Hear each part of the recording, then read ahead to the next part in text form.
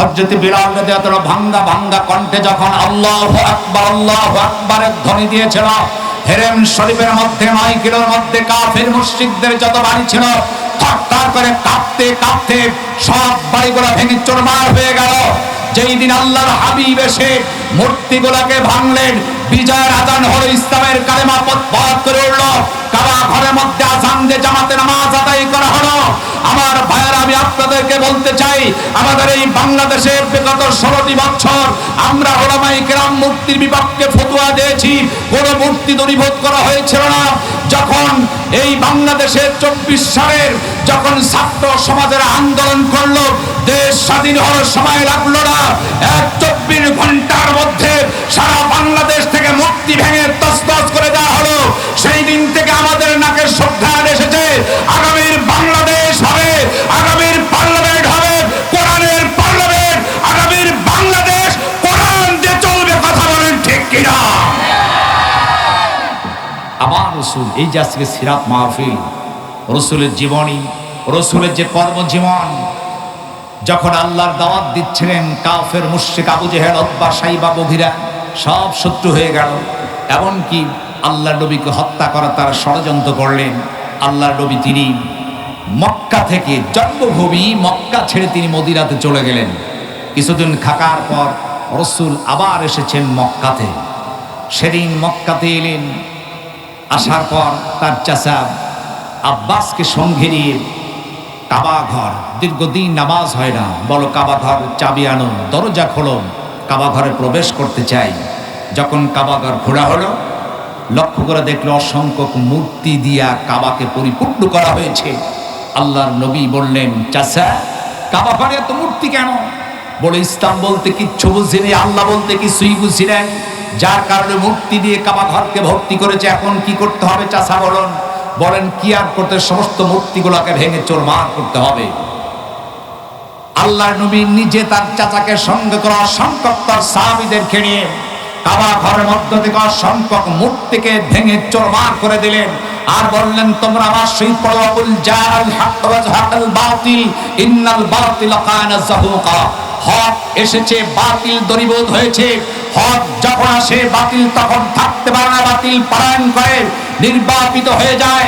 আমার রাসূল যখন মূর্তিকে ভেঙে চুরমার করলেন, জমজম কূপের পানি দিয়ে কাবা ঘরকে ধৌত করে বললেন, আজকে বিজয়ের আজান হবে, এই আজান আর কেউ দেবে না। আমার হাবশী সাহাবী হযরত বিলাল ভাঙ্গা ভাঙ্গা কণ্ঠে আজকে আজান দিবে, এই আজান হবে হচ্ছে আজকে বিজয়ের আজান। জোরে বলুন আল্লাহু আকবার। আমার ভাইয়েরা, সেই দিন বিলাল, হযরত বিলাল রাদিয়াল্লাহু আনহু ভাঙ্গা ভাঙ্গা কণ্ঠে যখন আল্লাহু আকবারের ধ্বনি দিয়েছিল, হেরেম শরীফের মধ্যে 9 কিলোর মধ্যে কাফের মুশরিকদের যত বাড়ি ছিল থরথর করে কাঁপতে কাঁপতে সব বাড়িগুলো ভেঙে চুরমার হয়ে গেল। যেই দিন আল্লাহর হাবিব এসে মূর্তিগুলোকে ভাঙলেন, বিজয়ের আজান হলো, ইসলামের কালেমা পথ করে উঠল, কাবা ঘরের মধ্যে আজান দিয়ে জামাতে নামাজ আদায় করা হলো। আমার ভাইয়েরা, আমি আপনাদেরকে বলতে চাই, আমাদের এই বাংলাদেশের বিগত 16টি বছর আমরা উলামায়ে কেরাম মূর্তির বিপক্ষে ফতোয়া দিয়েছি, কোন মূর্তি দূরীভূত করা হয়েছিল না। যখন এই বাংলাদেশের 24 সালের যখন ছাত্র সমাজের আন্দোলন করলো, দেশ স্বাধীন হওয়ার সময় লাগলো না, 24 ঘন্টার মধ্যে সারা বাংলাদেশ থেকে মূর্তি ভেঙে তছনছ করে দেওয়া হলো। সেই দিন থেকে আমাদের নাকের শ্রদ্ধা এসেছে, আগামীর বাংলাদেশ হবে, আগামীর পার্লামেন্ট হবে কোরআনের পার্লামেন্ট, আগামীর বাংলাদেশ কোরআন দিয়ে চলবে। কথা বলেন ঠিক কিনা?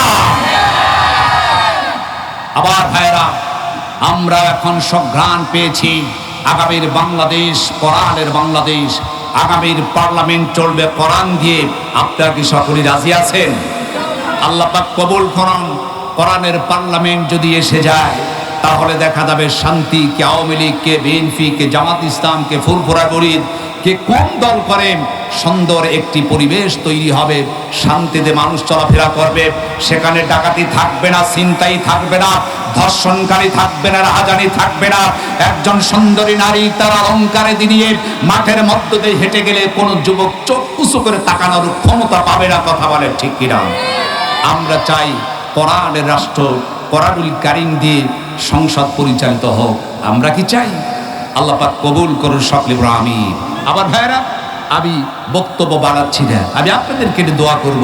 আমি যে কথাটি বোঝাতে চাচ্ছি, আল্লাহর হাবিব এসেছেন, তার জীবনেতে অনেক কষ্ট করেছেন, মার খেয়েছেন, দাঁত ভেঙেছেন, জিহাদের মাঠে হুজুরের কপালের মধ্যে ভেদ করে প্যারাক ঢুকে গিয়েছেন, লৌহকণ্ড ভেঙেছেন, দাঁত ভেঙেছেন, তায়েফের ময়দানে রক্ত ঝরিয়েছেন একমাত্র আল্লাহর দাওয়াত পৌঁছে দেওয়ার জন্য।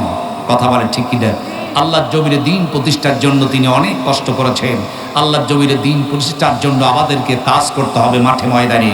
মহান তাবারক তার আজকের সিরাত মাহফিল, রসুলের জীবনের কর্ম, রসুল যা করেছেন আমাদেরকে ঠিক তাই করতে হবে। মহান তাবারক তাআলার কাছে ফরিয়াদ জানি, আল্লাহ পাক সুবহানাহু ওয়া তাআলা তুমি আমাদেরকে বিশ্বনবী রাহমাতুল আলামিন জিনাবি মুহাম্মদুর রাসূলুল্লাহ সাল্লাল্লাহু আলাইহি ওয়াসাল্লামের পথে এবং মতে চলার তৌফিক দান করুন। সকলে বলুন আমিন।